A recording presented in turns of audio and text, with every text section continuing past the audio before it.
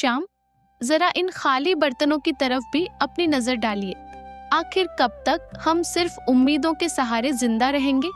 पूरे गांव में हमारी ही ऐसी बदकिस्मत चौखट है जहां महीने के 15 दिन चूल्हा सिर्फ राख उगलने के लिए जलता है।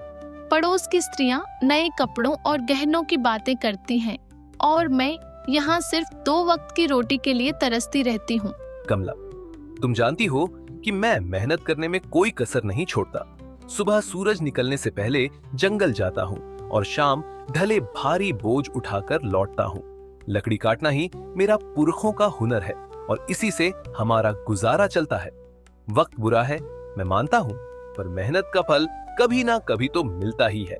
तुम चिंता मत करो, मैं आज जंगल के उस हिस्से में जाऊंगा जहाँ की लकड़ियाँ शहर के बाजार में ऊंचे दामों पर बिकती हैं। बस तुम थोड़ा धैर्य रखो, भगवान सब ठीक कर देगा। धैर्य? पिछले 10 सालों से मैं धैर्य का ही घूंट पीकर जी रही हूँ श्याम। आपकी ये बातें अब मुझे दिलासा नहीं बल्कि जख्म देती हैं। लकड़ी काटने के अलावा भी दुनिया में बहुत से काम हैं। आप किसी जमींदार के यहाँ मजदूर क्यों नहीं बन जाते, या फिर शहर जाकर कोई ढंग की नौकरी क्यों नहीं ढूंढते? लकड़ी काटकर आप सिर्फ अपना कंधा तोड़ रहे हैं, गरीबी नहीं। मैं अब इस भूख को बर्दाश्त नहीं कर सकती। मुझे बस इतना चाहिए कि कम से कम हम दोनों रात को चैन की नींद सो सकें, बिना इस डर के कि कल सुबह क्या खाएंगे। ठीक है कमला, अगर तुम्हें लगता है कि मेरी मेहनत काफी नहीं है तो मैं आज से ही दूसरे काम की तलाश शुरू कर दूंगा। मैं लकड़ियां काटने के साथ साथ गांव के जमींदार से भी बात करूंगा कि क्या उनके पास मेरे लिए कोई और काम है। मैं नहीं चाहता कि तुम्हारी आंखों में कभी भी दुखों के बादल छाएं। मैं वादा करता हूँ कि मैं हार नहीं मानूंगा। बस आज का दिन किसी तरह काट लो। शाम को जब मैं लौटूंगा तो शायद कोई अच्छी खबर लेकर आऊं। अब मुस्कुरा दो, तुम्हारी मुस्कान ही मेरी असली पूंजी है। तभी अचानक दरवाजे पर हल्की सी दस्तक हुई। दरवाजे पर एक बूढ़ा साधु खड़ा था। चेहरा शांत, आंखें तेजस्वी, लेकिन शरीर बेहद कमजोर। बेटा, क्या इस प्यासे राही को थोड़ा सा शीतल जल मिल सकता है? मैं मीलों का सफर तय करके आ रहा हूं और अब मेरी देह मेरा साथ नहीं दे रही। कंठ सूख गया है और पैरों में छाले पड़ गए हैं। अगर तुम्हारे पास थोड़ा सा अन्न भी हो तो इस बूढ़े को दान कर दो। मुझे किसी राजसी भोग की इच्छा नहीं है। बस एक निवाला मिल जाए ताकि मैं अपनी यात्रा जारी रख सकूं। ईश्वर तुम्हारी इस सेवा को स्वीकार करेगा और तुम्हारे घर के भंडार हमेशा भरे रहेंगे। प्रणाम महात्मा जी, आपका मेरे द्वार पर आना मेरा सौभाग्य है, लेकिन मैं आपको किस मुंह से बताऊं कि मेरे पास आपको खिलाने के लिए एक दाना भी नहीं है। हम खुद पिछले कल से भूखे हैं। मेरी कुटिया में केवल खाली बर्तन और गरीबी का डेरा है। लेकिन हाँ, मैं आपको प्यासा नहीं जाने दूंगा। मैं अभी अंदर से ठंडा जल लेकर आता हूँ। भोजन न दे पाने का मुझे बहुत दुख है। कृपया मुझे क्षमा कर दीजिएगा। पुत्र, दुखी मत हो। दान देने के लिए धन की नहीं, मन की जरूरत होती है। तुम्हारी आंखों में जो करुणा है वह किसी भी 56 भोग से कहीं अधिक तृप्ति देने वाली है। तुम जल ले आओ, वही मेरे लिए अमृत के समान होगा।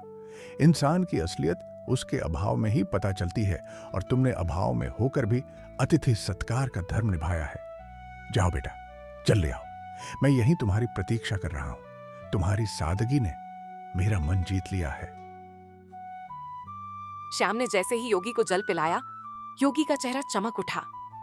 उन्होंने प्रसन्न होकर श्याम को आशीर्वाद दिया। श्याम, तुम्हारी सेवा भावना से मैं अत्यंत प्रसन्न हूं। मैं तुम्हें 3 ऐसे वरदान देता हूं जो साधारण मनुष्यों की पहुंच से बाहर है। तुम जो भी मांगोगे वह सच हो जाएगा। अपनी पहली इच्छा बताओ पुत्र, लेकिन याद रहे, वरदान का उपयोग सोच समझकर करना। धन, वैभव, आयु या शक्ति, तुम कुछ भी मांग सकते हो। बोलो, तुम्हारी पहली अभिलाषा क्या है? महात्मा जी, आपने मुझे बड़ी परीक्षा में डाल दिया। वैसे तो मुझे बहुत कुछ चाहिए, पर मैं अपनी बुद्धि का प्रयोग करना चाहता हूँ। मेरा पहला वरदान यह है कि मेरी यह कुल्हाड़ी, जिसे मैं अपनी जान से ज्यादा चाहता हूँ, जो भी इसे हाथ लगाए वह मेरी आज्ञा के बिना इसे छोड़ ना पाए, और अगर वह इसे चलाना शुरू करे तो जब तक मैं रुकने को न कहूं वह रुक न सके। क्या आप मुझे ऐसा विचित्र वरदान दे सकते हैं? मुझे लगता है कि यह मेरे बहुत काम आएगी। अजीब मांग है, पर वचन के अनुसार तथास्तु। तुम्हारी कुल्हाड़ी अब तुम्हारी आज्ञा की गुलाम है। अब बिना समय गंवाए अपनी दूसरी इच्छा प्रकट करो। याद रखना, तुम्हारे पास केवल 2 और मौके बचे हैं। क्या तुम्हें सोने के खजाने चाहिए, या फिर कोई ऐसा महल जो बादलों को छूता हो? संसार की हर सुख सुविधा तुम्हारे कदमों में हो सकती है। बस एक बार अपने मन की बात कहो और चमत्कार देखो। महाराज, दूसरी इच्छा के लिए मैं इस पुरानी लकड़ी की कुर्सी को चुनता हूँ।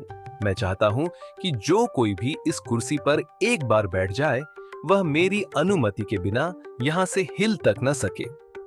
वह इस कुर्सी से ऐसा चिपक जाए जैसे पत्थर पर लकीर, चाहे कोई कितना भी बलवान क्यों ना हो। मेरी मर्जी के बिना उसका उठना नामुमकिन हो जाए। बस यही मेरी दूसरी विनती है। मुझे विश्वास है कि आप मेरी इस इच्छा को भी पूरा करेंगे। तुम्हारी सोच किसी आम आदमी जैसी नहीं है श्याम। यह वरदान भी तुम्हें दिया। अब आखिरी और तीसरी इच्छा की बारी है। सोच लो, क्या तुम अपनी गरीबी हमेशा के लिए खत्म नहीं करना चाहोगे? क्या तुम्हें अपने लिए लंबी आयु यानी रोगी काया नहीं चाहिए? यह अंतिम अवसर है। इसके बाद मैं अदृश्य हो जाऊंगा और फिर कभी नहीं मिलूंगा। अपनी तीसरी इच्छा मांगो और अपने भाग्य का फैसला खुद करो। महात्मा जी, तीसरी इच्छा के रूप में मैं चाहता हूँ कि मेरा यह जो चमड़े का पुराना थैला है, इसके भीतर मैं जो कुछ भी डाल दूं, चाहे वह कोई वस्तु हो, सोना हो या कोई जीवित प्राणी, उसे मेरे अलावा कोई और बाहर न निकाल सके। वह उस थैले की गहराई में तब तक कैद रहे जब तक मैं खुद उसे आजाद न करूं। यही मेरी अंतिम मांग है। तुम्हारी सोच किसी आम आदमी जैसी नहीं है श्याम। विचित्र मांगे हैं, पर वचन के अनुसार तथास्तु। तुम्हारी तीनों मांगे पूरी हुई। याद रखना, वरदान तभी काम आते हैं जब उनका उपयोग सही समय पर हो।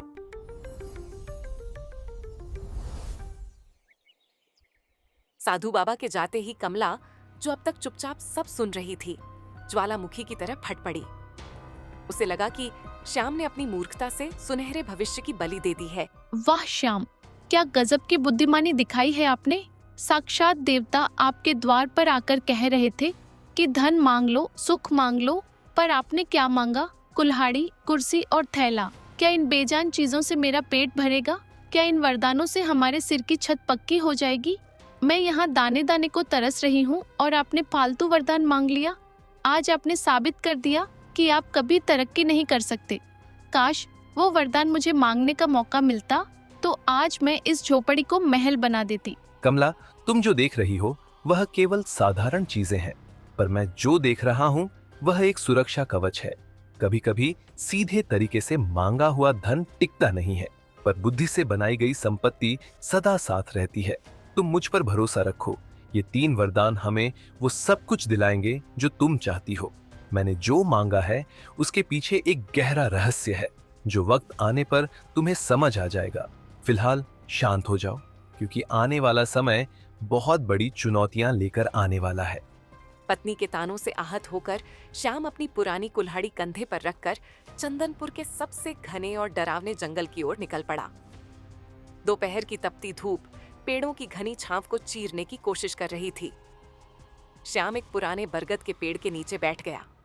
उसका मन अशांत था और पेट में भूख की आग जल रही थी। उसे लग रहा था कि शायद उसने सच में वरदान मांगने में गलती कर दी। हे भगवान, क्या मेरी किस्मत में हमेशा ठोकरें खाना ही लिखा है? कमला सही कह रही थी। अगर मैं उस महात्मा से सोने की मोहरें मांग लेता तो कम से कम आज मुझे इस तरह भटकना तो नहीं पड़ता। पेट में अन्न का दाना ही नहीं, जंगल में भी अब सूखी लकड़ियां मिलना मुश्किल हो गया है। ऐसा लगता है जैसे यह पेड़ भी मेरी गरीबी का मजाक उड़ा रहे हैं। समझ नहीं आता कि मैं घर वापस किस मुंह से जाऊंगा। वहां तो सिर्फ खाली बर्तन और पत्नी की शिकायतें मेरा इंतजार कर रही हैं। तभी झाड़ियों के पीछे से एक विचित्र बूढ़ा व्यक्ति बाहर निकला और चेहरे पर एक अजीब सी कुटिल मुस्कान थी। वह धीरे धीरे श्याम की ओर बढ़ने लगा। श्याम ने गौर किया कि उस बूढ़े के चलने की आवाज सामान्य नहीं थी। जब उसने नीचे देखा तो उसके होश उड़ गए। उस बूढ़े के पैर इंसानों जैसे नहीं बल्कि बकरियों के खुरों जैसे थे। अरे ओ नौजवान, इतना उदास होकर इस वीराने में क्यों बैठे हो? तुम्हारी आहें तो इस जंगल के पत्तों को भी सुखा रही हैं। क्या बात है? क्या तुम्हारी पत्नी ने तुम्हें घर से निकाल दिया है, या फिर यह गरीबी का भूत तुम्हारा पीछा नहीं छोड़ रहा? देखो, मैं इस जंगल का बहुत पुराना निवासी हूं और मैं लोगों के दुख भांप लेता हूं। तुम्हारी हालत देखकर मुझे तुम पर दया आ रही है। अगर तुम चाहो तो मैं तुम्हारी सारी दरिद्रता एक पल में दूर कर सकता हूं। बस तुम्हें मेरी एक छोटी सी शर्त माननी होगी। बोलो, क्या तुम अपनी किस्मत बदलना चाहते हो? प्रणाम महानुभाव, आप अचानक इस घने जंगल में कहां से आ गए और आपको कैसे पता चला कि मैं अपनी पत्नी से परेशान होकर यहाँ बैठा हूँ? आपकी बातें सुनकर मुझे थोड़ा अजीब लग रहा है।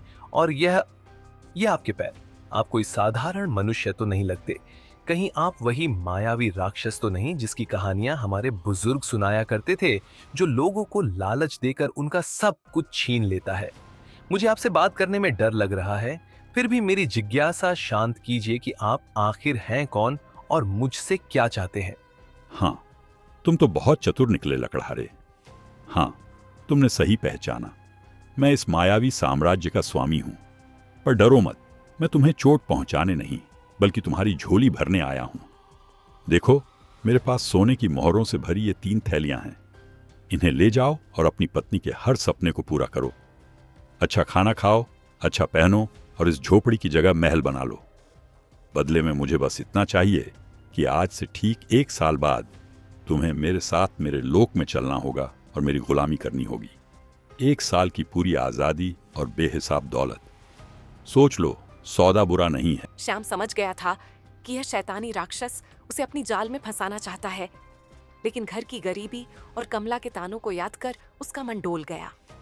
उसने सोचा कि क्यों ना अभी यह धन ले लिया जाए और बाद में उन वरदानों का इस्तेमाल करके इस राक्षस से निपटा जाए। मालिक, आपकी बात तो सच है। इस तरह रोज रोज भूखे मरने से तो अच्छा है कि 1 साल तक राजाओं जैसी जिंदगी जी ली जाए। मेरी पत्नी को हमेशा मुझसे शिकायत रहती है कि मैं उसके लिए कुछ नहीं कर पाता। कम से कम इन मोहरों से उसे 1 साल की खुशियां तो मिल पाएंगी। पर मुझे डर है कि 1 साल बाद जब आप मुझे लेने आएंगे तो मेरी पत्नी और बच्चों का क्या होगा? खैर, जो होगा सो देखा जाएगा। मैं आपके सौदे के लिए तैयार हूँ। मुझे वह सोने की थैलियां दे दीजिए ताकि मैं अपनी बदहाली को दूर कर सकूं और 1 साल बाद मैं आपके साथ चलने का वादा करता हूँ। बहुत खूब, मुझे तुम्हारी बुद्धिमानी पसंद आई। ये लो सोने की 3 थैलियां। इनमें इतनी दौलत है कि तुम 7 जन्मों तक बैठकर खा सकते हो। जाओ और अपनी जिंदगी के हर पल का आनंद लो। ऐश करो, दान पुण्य करो या जो जी में आए वो करो। लेकिन याद रखना लकड़हारे, मैं ठीक 1 साल बाद इसी जगह इसी वक्त तुम्हें लेने आऊंगा। अगर तुमने भागने की कोशिश की तो मेरा प्रकोप पूरे गांव को भस्म कर देगा। अब जाओ और अपनी पत्नी को यह खुशियां दे दो। हमारी मुलाकात अब 1 साल बाद होगी। तब तक के लिए विदा। श्याम भारी मन और भारी थैलियों के साथ घर लौटा। उसने रास्ते से ढेर सारी मिठाइयां, फल, मछली और नए कपड़े खरीदे। कमला, ओ कमला, देखो मैं तुम्हारे लिए क्या लाया हूँ। अब तुम्हें कभी भूखा नहीं सोना पड़ेगा और ना ही उन फटे हुए कपड़ों में रहना होगा। देखो, मैं बाजार से तुम्हारे लिए रेशमी वस्त्र और सबसे बढ़िया पकवान लाया हूँ। और यह देखो, सोने की मोहरों से भरी थैलियां। अब हम इस पुरानी कुटिया को तोड़कर एक आलीशान मकान बनाएंगे। पूरे चंदनपुर में हमारे जैसा अमीर कोई नहीं होगा। अब मुस्कुराओ और अपनी इस नाराजगी को छोड़ दो, क्योंकि तुम्हारे पति ने तुम्हारी सारी इच्छाएं पूरी करने का रास्ता ढूंढ लिया है। अरे, यह सब क्या है श्याम? सुबह तो आपके पास एक कौड़ी नहीं थी और अभी दोपहर ढलते ही आप सोने की थैलियां लेकर आ गए। क्या आपने कहीं चोरी की है या किसी का खून किया है? इतने सारे पैसे आपको भला कौन दे सकता है? और यह मिठाइयाँ, ये कपड़े, मेरा तो सिर चकरा रहा है। मुझे सच सच बताइए कि यह धन कहाँ से आया है? कहीं ऐसा ना हो कि इन सुखों के बदले हमें कोई बहुत बड़ी कीमत चुकानी पड़े। मुझे आपकी आंखों में वह खुशी नहीं दिख रही जो इतनी दौलत मिलने पर होनी चाहिए। आप कुछ छुपा रहे हैं ना? कमला, तुम बहुत सवाल पूछती हो। मैंने कोई चोरी नहीं की है। मुझे जंगल में एक बहुत बड़ा काम मिला है, जिसके लिए मालिक ने मुझे यह पेशगी दी है। उन्होंने कहा है कि मैं 1 साल तक आराम करूं और फिर उनके काम पर लौटूं। बस तुम इतना समझ लो कि अब हमारे अच्छे दिन आ गए हैं। आने वाले 1 साल में हम वह सब करेंगे जो हमने कभी सोचा भी नहीं था। जो भविष्य में होगा उसकी चिंता आज क्यों करना। अभी तो बस इस भोजन का आनंद लो और अपनी खुशियां मनाओ। बाकी सब मुझ पर छोड़ दो। कमला खुश तो थी, पर उसके मन के किसी कोने में एक अनजाना डर बैठ गया था। समय अपनी गति से चलता रहा। श्याम, आज साल का आखिरी दिन है और आप सुबह से पागलों की तरह इस पुरानी कुल्हाड़ी को क्यों खोल रहे हैं? हमारे पास अब सोने की कमी नहीं है, फिर भी आप इस फटी पुरानी कुल्हाड़ी और लकड़ी की बेकार कुर्सी को अपनी जान से ज्यादा संभाल कर रखते हैं। मुझे सच सच बताइए, वह मालिक कौन है जिसने आपको इतना धन दिया और आज वह आपको कहाँ ले जाने वाला है? आपकी चुप्पी मुझे अंदर ही अंदर खाए जा रही है। क्या हम हमेशा के लिए जुदा होने वाले हैं? अगर ऐसा है तो मुझे यह धन दौलत नहीं चाहिए, मुझे बस अपने पति का साथ चाहिए। क्या आप मुझ पर इतना भी भरोसा नहीं करते कि अपनी परेशानी मुझे बता सके? मैंने तुम्हें पहले भी कहा था कि वक्त आने पर सब पता चल जाएगा। आज वह घड़ी आ गई है। जो धन हम पिछले 1 साल से इस्तेमाल कर रहे हैं वह कोई साधारण धन नहीं था। उसे पाने के लिए मैंने अपनी जान का सौदा किया है। लेकिन घबराओ मत, मैंने उस महात्मा से जो 3 वरदान मांगे थे वो आज हमारी रक्षा करेंगे। तुम बस इतना करो कि जब वो अतिथि यहाँ आए तो तुम घर के अंदर रहना और चाहे जो हो जाए बाहर मत आना। आज मैं दिखा दूंगा कि एक साधारण इंसान की बुद्धि बड़े से बड़े मायावी को कैसे परास्त कर सकती है। बस मुझ पर विश्वास रखो और प्रार्थना करो। वो बूढ़ा आदमी अब अपने असली रूप में था, एक भीमकाय राक्षस जिसकी लंबी सींगें थीं और आंखों से अंगारे बरस रहे थे। हाँ, लकड़हारे समय समाप्त हुआ। देखो, मैं अपना वादा निभाने आ गया हूं। तुमने 1 साल तक मेरे धन पर खूब ऐश की और अच्छे पकवान खाए, पर अब भुगतान का समय है। चलो अपनी यह कुल्हाड़ी उठाओ और मेरे पीछे पीछे मेरे नरक लोक की ओर चलो। वहां तुम्हें अनंत काल तक मेरी गुलामी करनी होगी। अब देर मत करो, मेरी भूख बढ़ रही है और मुझे इंसानों को तड़पाने में बड़ा मजा आता है। क्या तुम तैयार हो अपने मालिक के साथ चलने के लिए, या फिर मुझे तुम्हें घसीट कर ले जाना पड़ेगा? अपनी पत्नी से विदा ले लो, क्योंकि अब तुम उसे कभी दोबारा नहीं देख पाओगे। प्रणाम मालिक, आप आ गए। मैं तो आपका ही इंतजार कर रहा था। भला मैं अपने वादे से कैसे मुकर सकता हूं? मैं चलने के लिए बिल्कुल तैयार हूं। आखिर आपने मुझे 1 साल तक राजाओं वाली जिंदगी जो दी है। लेकिन मालिक, जाने से पहले मेरी एक छोटी सी विनती है। देखिए, मैंने अपने बच्चों के लिए यह ढेर सारी लकड़ियां इकट्ठा की हैं ताकि मेरे जाने के बाद उन्हें सर्दी न लगे। बस इतनी सी लकड़ियां काटनी बाकी रह गई हैं। अगर आप महानता दिखाते हुए अपनी दिव्य शक्ति से इन 2-4 कुंदों को फाड़ दें तो मैं चैन से आपके साथ चल सकूंगा। आपके लिए तो यह पल भर का काम है। क्या आप अपने सेवक पर इतना सा उपकार करेंगे? तुम इंसान भी कितने भावुक होते हो, जाते जाते भी लकड़ियों की चिंता कर रहे हो। लाओ, इधर दो ये खिलौना जैसी कुल्हाड़ी। देखो मैं इसे कैसे एक ही बार में चकनाचूर करता हूं। ये लो। अरे, ये क्या हो रहा है? ये कुल्हाड़ी मेरे हाथों से चिपक क्यों गई है? मैं इसे छोड़ना चाहता हूं, पर यह मेरे हाथों को जकड़ती जा रही है और मेरा शरीर अपने आप वार किए जा रहा है। मैं रुकना चाहता हूं, पर मेरे हाथ रुक नहीं रहे। लकड़हारे, ये क्या जादू किया है तूने? मुझे रोक, मैं कह रहा हूं, मुझे अभी के अभी रोक, वरना मैं इस पूरी जगह को तबाह कर दूंगा। अरे मालिक, इतनी जल्दी थक गए? आप तो कह रहे थे कि यह आपके लिए बच्चों का खेल है। काटे मालिक, अभी तो बहुत सारी लकड़ियां बाकी हैं। आप शायद भूल गए, इस कुल्हाड़ी को जो भी पकड़ता है वह मेरी आज्ञा के बिना इसे छोड़ नहीं सकता, और जब तक मैं ना कहूं वह रुक भी नहीं सकता। अब काटते रहिए लकड़ियां पूरी रात। मुझे तो अब नींद आ रही है। मैं जाकर थोड़ा आराम करता हूं।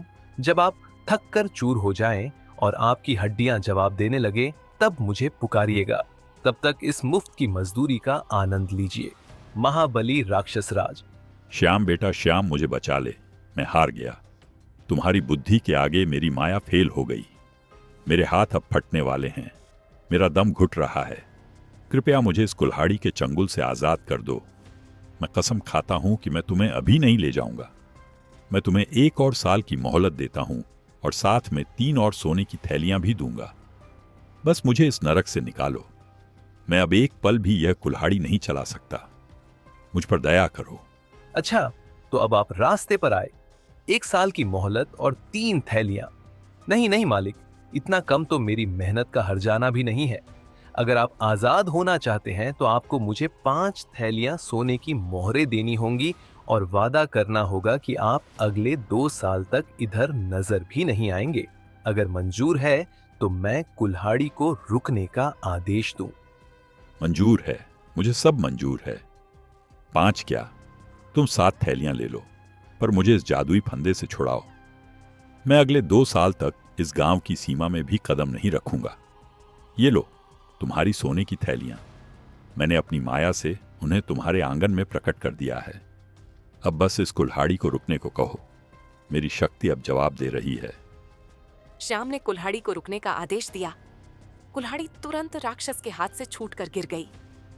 राक्षस बिना पीछे मुड़े वहां से भाग खड़ा हुआ। समय का पहिया अपनी गति से चलता रहा और देखते ही देखते 2 साल का लंबा अरसा बीत गया। श्याम, आज 2 साल पूरे होने को है।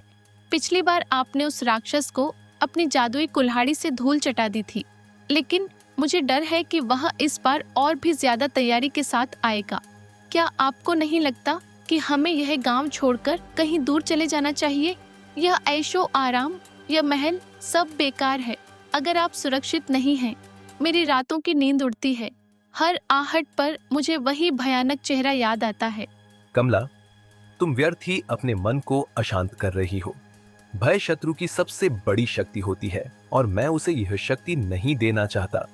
मैंने उन महात्मा से जो वरदान मांगे थे वो केवल खिलौने नहीं थे, बल्कि आत्मरक्षा के अचूक अस्त्र थे। आज की शाम हमारे लिए एक नई परीक्षा है और मैं इसके लिए पूरी तरह तैयार हूँ। ओ लकड़हारे, आज 2 साल पूरे हो गए हैं और तेरा काल द्वार पर खड़ा है। तूने पिछली बार मुझे अपनी उस घटिया कुल्हाड़ी से बेवकूफ बनाया था, लेकिन याद रखना कि एक ही चाल 2 बार काम नहीं आती। इस बार मैं ना तो तेरी किसी चीज को हाथ लगाऊंगा और ना ही तेरी बातों में आऊंगा। अरे मालिक, आप आ गए। मैं तो कब से आपकी प्रतीक्षा कर रहा था। आप तो बाहर ही रुक गए। क्या आप अपने इस पुराने सेवक से इतना डर गए हैं? देखिए, मैं तो जलने के लिए बिल्कुल तैयार खड़ा हूं।